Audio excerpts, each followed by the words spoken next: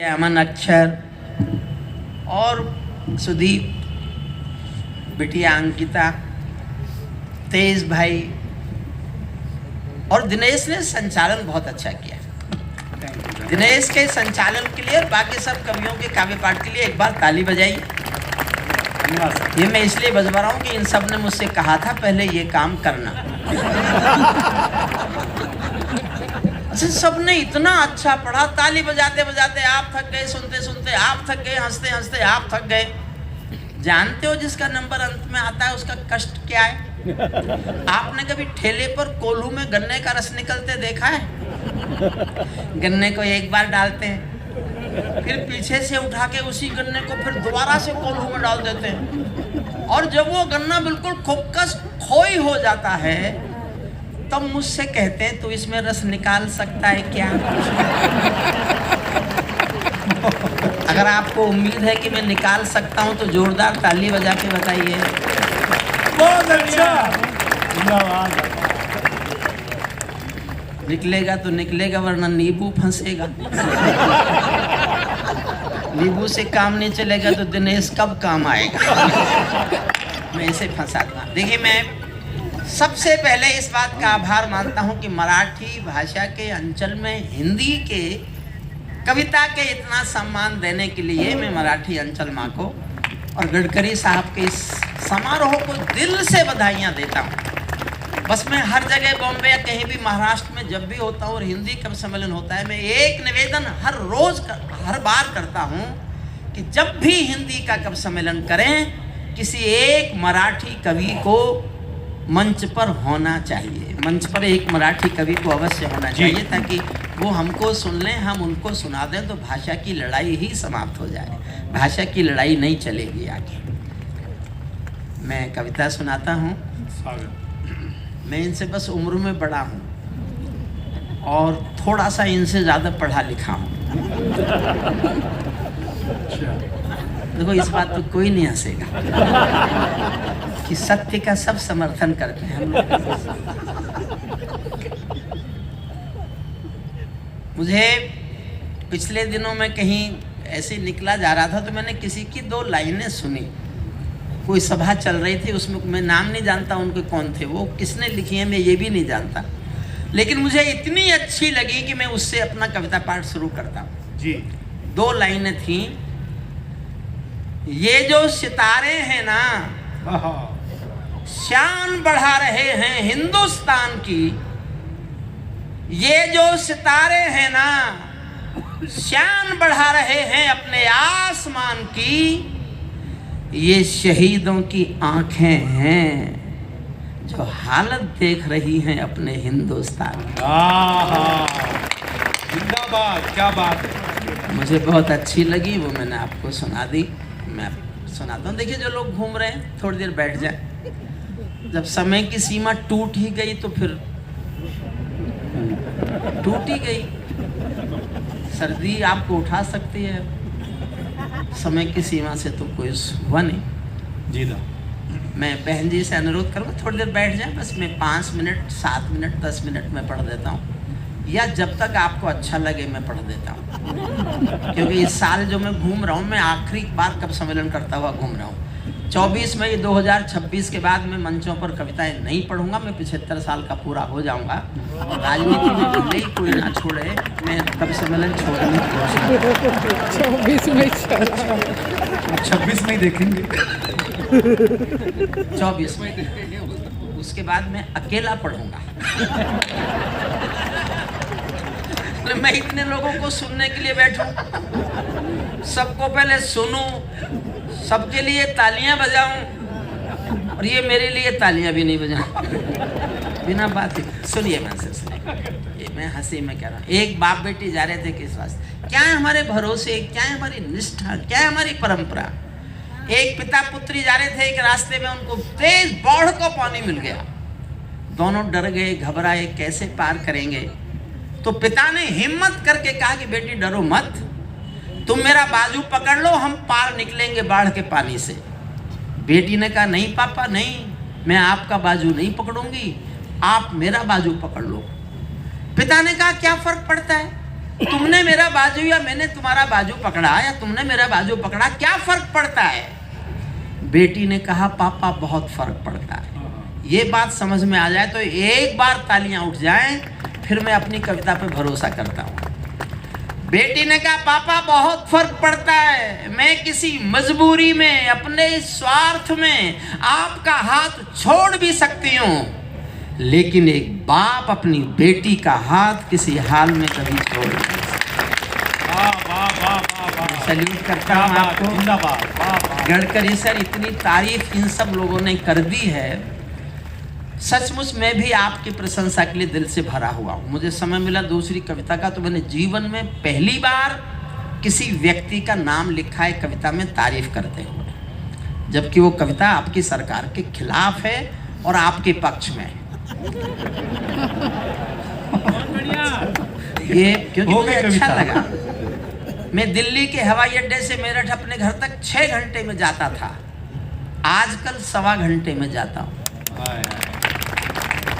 इसलिए मैंने लिखने का साहस किया। कोई मुझे कुछ भी कहे, मुझे किसी की बातों का डर तो है ही नहीं, क्योंकि बता चुके हैं मेरी शादी नहीं हुई। मुझे किसका डर? हमारे दया शंकर जी, अनिल शोले जी, मनीष वाजपेयी जी, मधुबदा की इस धरती रही, हमको बुलाते रहे। पहले गडकरी सर ने याद दिलाया 30 साल पुराना एक कवि सम्मेलन, 30 साल। इसके माने कविता के प्रति उनकी निष्ठा, उनका प्यार, उनका समर्पण 30-35 साल पहले सुना हुआ कवि सम्मेलन उनको अगर याद है, तो उसमें कौन कौन कवि थे वो सब भी याद है। तो उनकी इस कविता के प्रति निष्ठा को, मराठी भाषा के इस प्यार को जो हिंदी के प्रति उनका है, हम सब सर झुकाते हैं। मैं सब कवियों की ओर से उनको दिल से दुहाई देता हूँ, बहुत बहुत बधाई देता हूँ, बहुत बहुत बधाई देता हूँ। कविता सुनिए। आप भी लोग बैठ प्लीज। वो क्रू मेंबर है।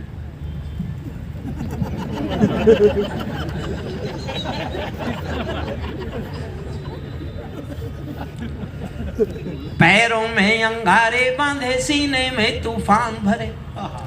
पैरों में अंगारे बांधे, सीने में तूफान भरे, आंखों में 2 सागर आंजे, कई हिमालय शीश धरे। मैं धरती के आंसू का संतरास नहीं तो क्या गाऊं, मैं धरती के आंसू का संतरास नहीं तो क्या गाऊं। लाल किले के बम फटने का परिहास नहीं तो क्या गाऊं, लाल किले बम विस्फोटों इतिहास नहीं तो क्या गाऊं। मैं मेहंदी कंगन का, मैं मेहंदी पायल कंगन के गीत नहीं गाने। इसका वॉल्यूम कम मत करिए भैया। कहाँ से? हाँ, वहाँ सामने एकदम वॉल्यूम कहाँ से? मैंने अपना तेज किया तो आपने इसका कम कर दिया। अगर माइक सरकारी है तो ऐसा सलूक तो मत करो। थोड़ा वॉल्यूम बढ़ा दीजिए अपना, और मैं आप अपना ऊपर नीचे कर लूंगा। मैं 52 साल से यही काम कर रहा हूँ। मैंने क्लास कम पढ़ाई है, कब सम्मेलन ज्यादा किया। मैं मेहंदी पायल कंगन के गीत नहीं गाने वाला, आग छोड़कर चंदन बन के गीत नहीं गाने वाला। मैं उगते सूरज की लाली गाने वाला चारण हूँ, धरती पर मानवता के अधिकारों का उच्चारण हूँ।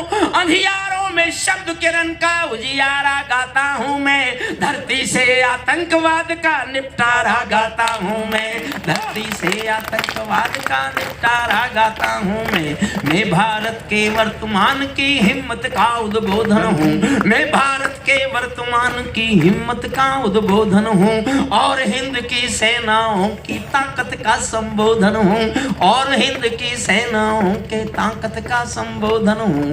भारत एक अखंड राष्ट्र है, 1.5 अरब की शक्ति है। कभी महाशिव का तांडव है, कभी कृष्ण की भक्ति है, कभी महाशिव का तांडव है, कभी कृष्ण की भक्ति है।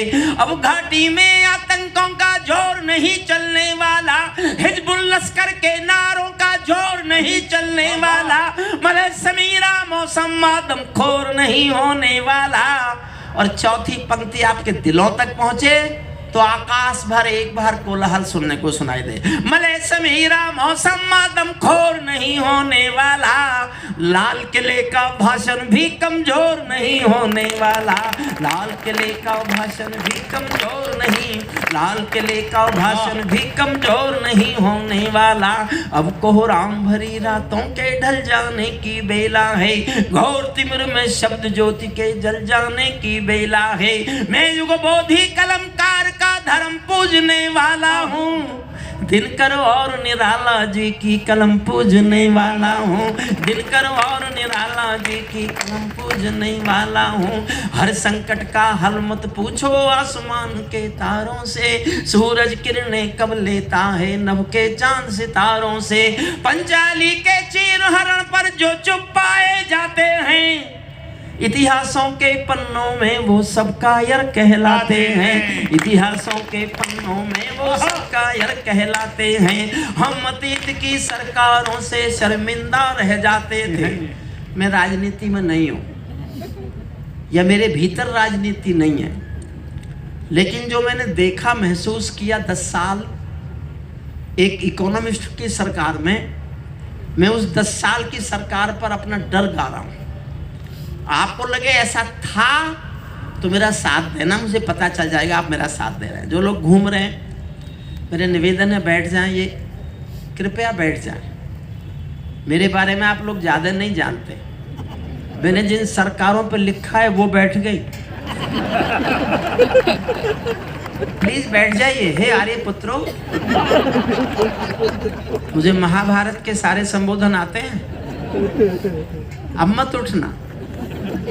ऐसे ही घूम रहे हैं, ये कोई पार्लियामेंट है जिसका मन करे उठ के चल देता है।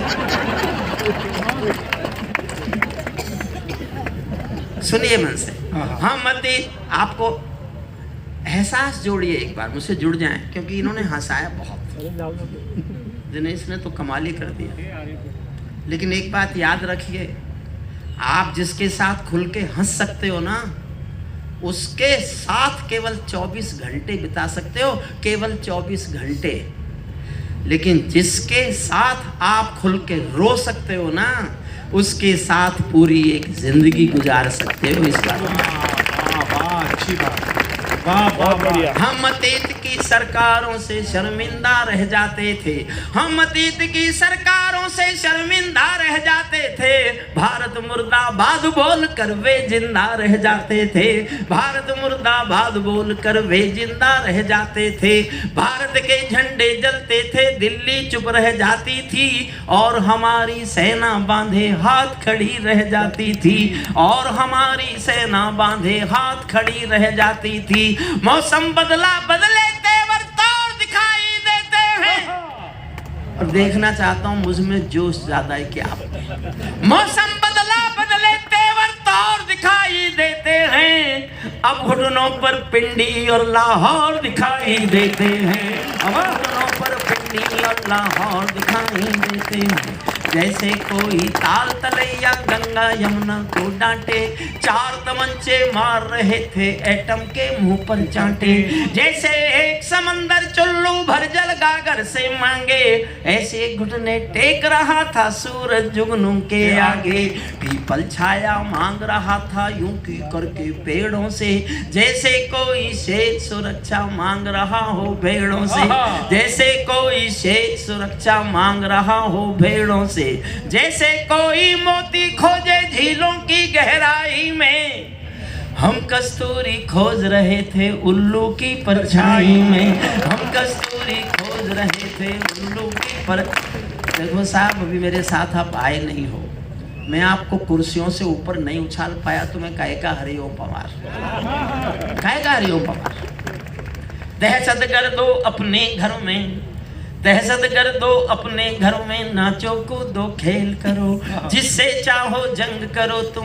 मैं छोटी कर रहा हूँ कविता, मेरा मन एक और छोटी सी कविता सुनाने का है दिनेश की तरह, इसलिए मैं छोटी कर रहा हूँ। दहशत कर दो अपने घर में, चाहे जैसी खो, दहशत कर दो अपने घर में, खेलो कूदो खेल करो, जिससे चाहो जंग करो तुम, जिससे चाहो मेल करो। लेकिन मेरे कश्मीर के सपन देखना बंद करो, पाकिस्तानी गरम तवे पर हाथ सेकना बंद करो, पाकिस्तानी गरम तवे पर हाथ सेकना बंद करो। अब कोई आतंकी जो भी मेरे घर में आएगा, ओसामा की तरह समंदर में दफनाया जाएगा, ओसामा की तरह समंदर में दफनाया जाएगा। हम घाटी में आतंकी अभियान कुचल कर रख देंगे, कोयल के घर कौवों का अरमान कुचल कर रख देंगे। और कितना जुड़े आप मुझसे सबूत देना, उधर से उधर तक। हम घाटी में आतंकी अभियान कुचल कर रख देंगे, कोयल के घर कौवों का अरमान कुचल कर रख देंगे। जो घुस बैठी घाटी में बारूदी गरम हवा देंगे, जो घुस बैठी घाटी में बारूदी गरम हवा देंगे। हम उनको जन्नत की 70 हूरों से मिलवा देंगे, हम उनको जन्नत की 70 हूरों से मिलवा देंगे। चंद किराए के ये गुंडे और तमंचे पिंडी के सौदागर बनकर बैठे हैं आतंकों की मंडी के। पहले इनको संविधान की परिभाषा में समझा दो। और मैं एक नाम ले रहा हूं आपकी धरती पर, बहुत लेता रहा हूं, उनका ले रहा हूं, बस उनके बाद वाले का किसी से मेरा कोई लेना देना नहीं है, समझ जाओ। और आप प्यार करते हो तो प्लीज तालियां ऐसी उठे जैसे कभी उनका हाथ उठता था। पहले उनको संविधान की परिभाषा में समझा दो, ना समझे तो बाल ठाकरे की भाषा में समझा दो, तो बाल ठाकरे की भाषा, ना समझे तो बाल ठाकरे की भाषा में समझा दो। बंदूकों की गोली का उत्तर सद्भाव नहीं होता, हत्यारों के लिए अहिंसा का प्रस्ताव नहीं होता। कोई बिस्तर कभी शांति के बीज नहीं बो सकता है, और भेड़िया शाकाहारी कभी नहीं हो सकता है, और भेड़िया शाकाहारी कभी नहीं हो सकता है। धरती पर हत्यारी बंदूकों ने तर्पण नहीं किया, दुनिया में आतंकवाद ने कभी समर्पण नहीं किया। ये केवल कुचला जाता है, दूसरी राह नहीं होती। संकल्पों के निर्णय को जग की परवाह नहीं होती। जिस दिन भारत आतंकों पर पूर्ण विजय पा जाएगा, उस दिन पाकिस्तान हमारे चरणों में आ जाएगा, उस दिन पाकिस्तान हमारे चरणों में आ जाएगा। भारत ने हर समझौते का आदी बनना छोड़ दिया। अगली पंक्ति जब मैंने जिस दिन लिखी साहब, गडकरी साहब, मैं सच बोलता हूँ जीवन का, कि मैं डर गया कि मैंने कुछ गलत लिख दिया। लेकिन मुझे लगा अगर मैं नहीं लिखूंगा तो और तो कोई लिखेगा नहीं। और ये वक्त आ गया हो, आपको लगे कहने का वक्त आ गया और मैं कहने की हिम्मत कर रहा हूं, तो समर्थन करना। समर्थन करो तो ऐसा करना कि मैं डरना बंद कर दूं कि मैंने कुछ गलत लिखा है। और आपको लगे कि गलत ही लिखा है तो चुप रह जाना, मैं कल से नहीं पढ़ूंगा, वचन देता हूं गडकरी सर के सामने। लेकिन मैं जानना चाहता हूं कि मैं गलती पर तो नहीं हूं। समर्थन करो तो इतना करना कि मैं आज के बाद डरना बंद ही कर दूं कि मैंने कुछ गलत नहीं लिखा, मैंने ठीक लिखा है। ध्यान से मेरे शब्दों पर जाना।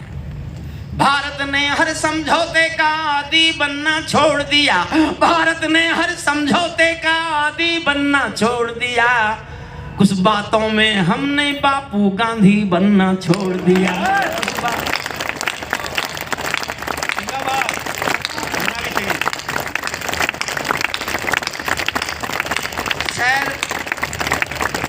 मैं जीवन में एक पल को कभी सांप्रदायिक नहीं हुआ। मेरे घर में मेरे साथ जो काम करते हैं लोग, वो किस जाति के मैं आज तक नहीं जानता। मेरा भगवान जानता है, मैं आज तक, मैं मेरे कुक की बच्ची के साथ खाना खाता हूँ, उस बच्ची के साथ ही रहता हूँ। 6 साल की बच्ची है, वो मुझ पर हुक्म चलाती है जिस पे दुनिया में कभी कोई हुक्म नहीं चला सका। मैं रिटायर हुआ यूनिवर्सिटी से, तो मैंने पार्टीशन के डॉक्यूमेंट पढ़े।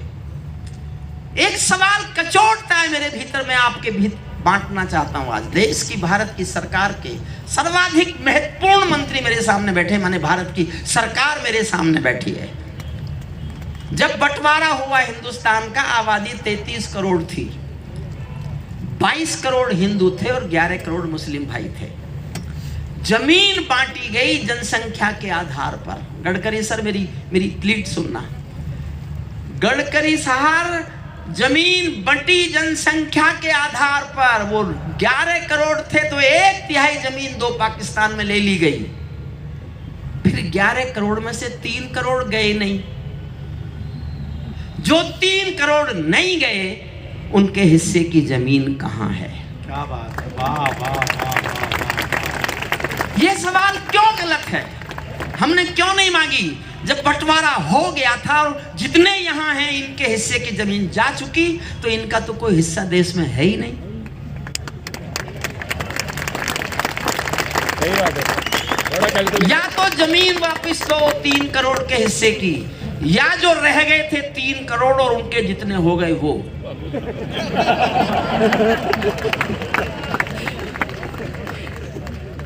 भाजपा हिंदू मुस्लिम करती है, भाजपा हिंदू मुस्लिम करती है। 1947 में तो भाजपा नहीं थी,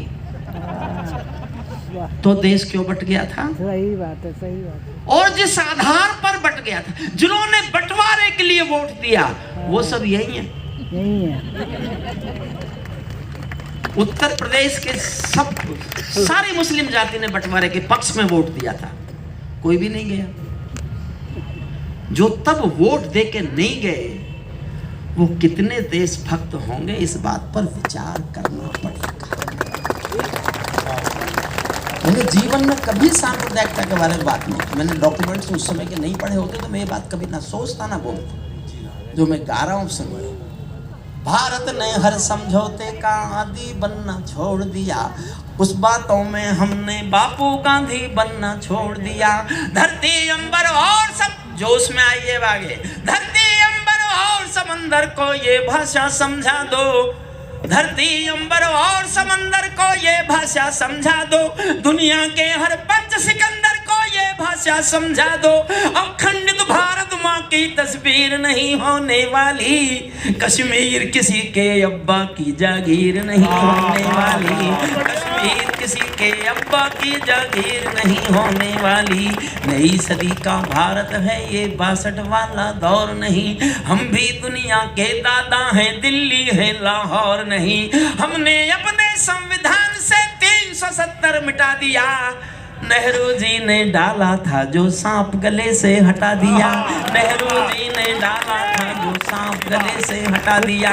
उरी का उत्तर घर में घुसकर चोट से देके दिखा दिया, पुलवामा का उत्तर बालाकोट से देके दिखा दिया। पहलगाम के बदले में कुछ बड़ा घटेगा लगता था, इस दुनिया के नक्शे से एक देश मिटेगा लगता था, इस दुनिया के नक्शे से एक देश मिटेगा लगता था।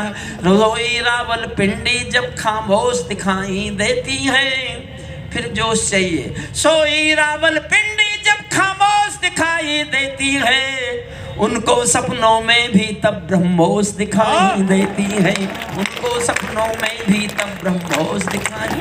अंतिम छंद सुन लीजिए, और फिर एक छोटी सी कविता नई मैंने इन दिनों लिख रहा हूँ, पूरी भी नहीं है। आप बातें मत करो भैया, प्लीज आप बातें मत करो। दिल्ली कह दे एटम बम की धमकी देने वालों से, उधर से रोज धमकी आती हम पे एटम बम है। एक मंत्री तो कह रहे थे हम पे पाव पाव भर के एटम बम है, और इस ऑपरेशन सिंदूर ने बता दिया कि उसके पास है ही नहीं। कुछ अमेरिका की मिसाइल रखी है जहां तक हमारी ब्रह्मोस पहुंच गई, तो उसने हम पर टैरिफ लगा दिया। 140 करोड़ के देश पर कोई टैरिफ लगा के ऐठ रहा है कि वो इस टैरिफ को कामयाब कर लेगा। अगर अमेरिका के बने केवल हिंदुस्तान के लोग मोबाइल फेंक दें तो अमेरिका के होश ठिकाने आ जाएंगे, उसकी जीडीपी खत्म हो जाएगी। हमारे देश पर टैरिफ आ गया। मोदी मेरा बहुत अच्छा दोस्त है, मैं भारत आने वाला हूँ, मैं पूछ रहा हूँ ये बुलाया किसने? वो आदमी पता नहीं, अनसर्टेनिटी, पता ही नहीं वो आदमी क्या है, समझ में नहीं आता।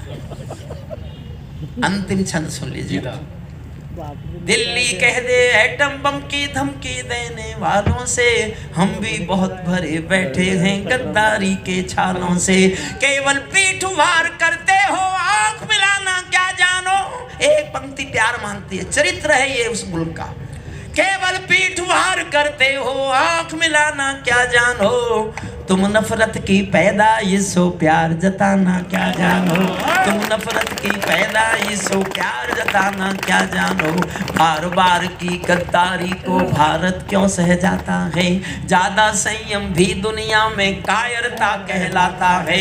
भैंस के आगे बीन बजाना बहुत हो चुका बंद करो, खुद को बिच्छू से कटवाना बहुत हो चुका बंद करो। नागफनी पर बेला चंपा कभी नहीं खिलने वाले, पत्थर की आंखों में आंसू कभी नहीं मिलने वाले, पत्थर की आंखों में आंसू कभी नहीं मिलने वाले। बढ़ते बढ़ते कोई फोड़ा जब नासूरी होता है, उस फोड़े में चीरा लगना बहुत जरूरी होता है। 70 सालों की भूलों का समाधान हो जाने दो, सब समझौते मरे पड़े हैं पिंडदान हो जाने दो। पत्थर को पर्वत को बाजू में तोलो, शोले भरो निगाहों में, आंसू की पूजा मत करना बलिदानों की राहों में। तुम भी सीमा रेखा तोड़ो, आगे बढ़ जयनाद करो। 48 में खोया था जो कश्मीर आजाद करो। 48 में एक छोटी सी कविता और सुनाओ साहब। हाँ बिल्कुल बिल्कुल। अच्छा कितने लोग सुनना चाहते हैं, हाथ उठा के बताइए। सब सुनना चाहते हैं। अच्छा कितने लोग नहीं सुनना चाहते वो हाथ उठाइए।